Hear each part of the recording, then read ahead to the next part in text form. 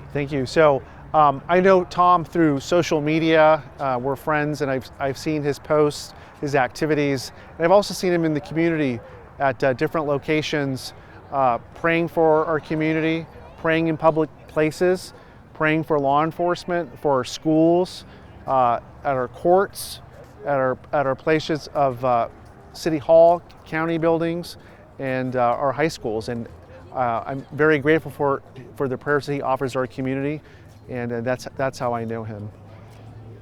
And what was your reaction when, because that's pretty unusual, right? To Yeah. see someone carry around a cross, which to some people it's a message of hope. To others it's a very controversial thing. Okay. So what were your thoughts when you first saw this man walking this cross? You know, when I first saw him, I was actually in my car, and he was not stationary. He was walking with it. It has a wheel, and I was very touched. I thought it was very inspiring that this man was walking around with the cross solo, and literally, laying hands for the benefit of our community, praying, taking the time. There's so many challenges facing Kern County, facing our cities, and we also need spiritual help. The government can't do it all, and a lot of our problems come from a spiritual foundation. And he's asking for divine intervention. He's asking for prayer, and I think it's very inspiring, and I welcome that.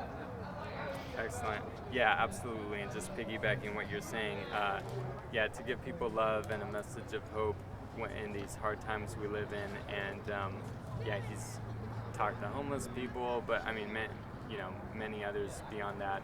It's just in these hard times, it's the prayer is love and a message of hope, right? It is. Yeah. Anything else you want to add I didn't ask you? No, I just look forward to seeing him and his mission and his higher mission and his calling. And I'm so proud of. That's another thing that makes Bakersfield so special. It starts here, but it goes out statewide and nationwide. And so that's the kind of impact that people from Bakersfield have. And that's Tom Alexander.